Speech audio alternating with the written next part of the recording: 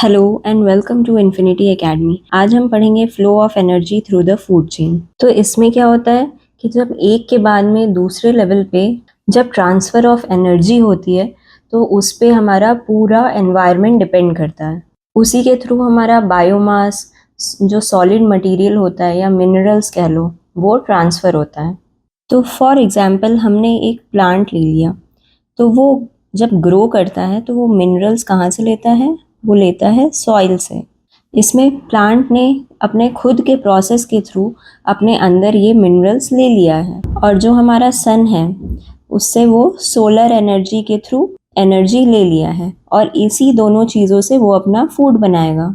और ये प्लांट को खाने वाला जो जानवर होता है उसको क्या बोलते हैं? हर्बीवोरस। तो हर्बीवोरस को प्लांट से क्या मिल रहा है? एक तो बायोमास मटेरियल या सॉलिड मटेरियल और दूसरा उसको मिल रही है एनर्जी। और उसी हर्बीवोरस को कोई हंट करने वाला जानवर उसको खा जाएगा तो उसको क्या बोलेंगे? कार्निवोरस।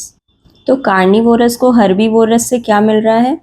वही एनर्जी और सॉलिड मास। और ऐसे ही ये एक दूसरे से ट्रांसफ़र करते रहते हैं और जैसे जैसे उनकी डेथ होती चली जाएगी वो वापस मिट्टी में मिल जाएंगे।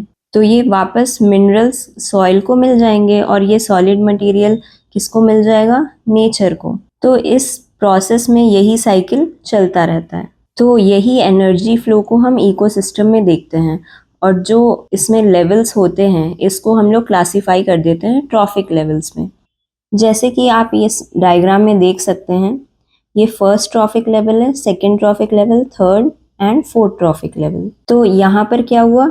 यहाँ पर प्लांट ने फूड बना लिया, फूड को माउस ने खा लिया और माउस को ये फॉक्स ने खा लिया और फॉक्स को ये बेयर ने खा लिया। तो कुल मिला के अगर आप देखोगे तो यहाँ पर ये कंजम्पशन लेयर बाय लेयर आगे बढ़ता जा रहा है। तो यहाँ पर क्या हो जाएगा? एक एक लेवल को आप डिफाइन कर सकते हो कैसे एनर्जी ट्रांसफ़र हो रहा है और इनको बोलते हैं ट्रॉफिक लेवल। तो ये मैकेनिज्म यहाँ पे काम कर रहा है। अब इसमें एक पॉइंट ध्यान रखने वाली बात है कि एनर्जी फ्लो जो है वो यूनी डायरेक्शन होता है, क्योंकि ये सारे एनिमल्स जो हैं वो प्रोड्यूसर मतलब ऑटोट्रॉफ्स पे डिपेंड करते हैं। तो खाना किसने बनाया? खाना तो प्लांट ने बनाया या प्रोड्यूसर ने बनाया और उसको खाने वाले अलग अलग ट्रॉफिक लेवल्स के जानवर होते हैं। और जो प्रोड्यूसर पे डिपेंडेंट होते हैं उनको क्या हम बोल देंगे? हेटेरोट्रॉफ्स। तो यहाँ पर इस डायग्राम में आप देख सकते हो कि जो रैबिट है ये प्लांट पे डिपेंडेंट है, इसलिए ये हो गया हेटेरोट्रॉफ। तो इसमें केवल प्लांट्स ही हैं जो ऑटोट्रॉफ्स है क्योंकि वो अपना खाना खुद बना रहे हैं और दूसरे पे जो डिपेंडेंट है वो हो गए हेटेरोट्रॉफ्स।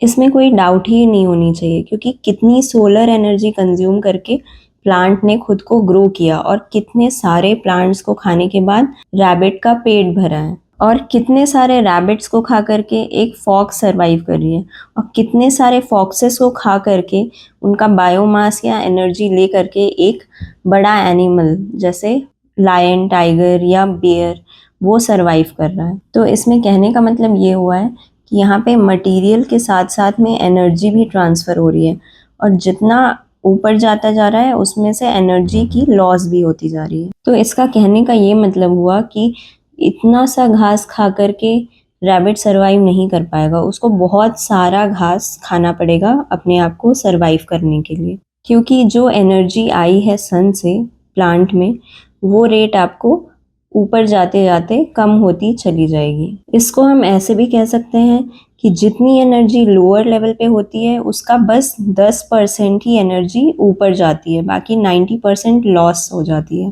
और लॉस क्यों होती है? इसके दो मेजर रीजंस हैं। पहला तो है मेटाबॉलिक एक्टिविटी के कारण। भाई सीधी सी बात है, खाना डाइजेस्ट करने में जो एनर्जी लगती है, मेटाबॉलिज्म यूज़ होता है, उस कारण से एनर्जी लॉस हो जाती है। एंड सेकेंड रीज़न क्या है? ट्रांसफॉर्मेशन। मतलब ट्रांसफ़र में प्लांट से रैबिट में जाने में जो एनर्जी ट्रांसफ़र हो रहा है उसमें एनर्जी लॉस हो जाती है। तो ये दो कारण होते हैं, पहला मेटाबॉलिक एक्टिविटी और दूसरा ट्रांसफॉर्मेशन। इस कारण से एनर्जी लॉस होती है। तो मेटाबॉलिक एक्टिविटी में रेस्पिरेशन भी आ गया, आपकी फिज़िकल एक्टिविटी के लिए जो एनर्जी ज़रूरत होती है, देन डाइजेशन, देन बहुत सारे और भी फंक्शंस परफॉर्म करने के लिए एनर्जी कंज्यूम होती है। और अपर लेवल में जाने के लिए भी जो कन्वर्जन के लिए एनर्जी कंज्यूम हो रही है, इसलिए भी एनर्जी लॉस होती है। और ये कॉन्सेप्ट हम इकोलॉजिकल पिरामिड में और अच्छे से समझेंगे। कहने का मतलब ये है कि आपको हाईएस्ट एनर्जी लोअर लेवल पे मिलेगी और लोएस्ट एनर्जी सबसे टॉप लेवल पे मिलेगी। फॉर एग्जाम्पल यहाँ पे 100 किलो कैलोरी एनर्जी है, तो आपको यहाँ पे 10 ही एनर्जी मिलेगी।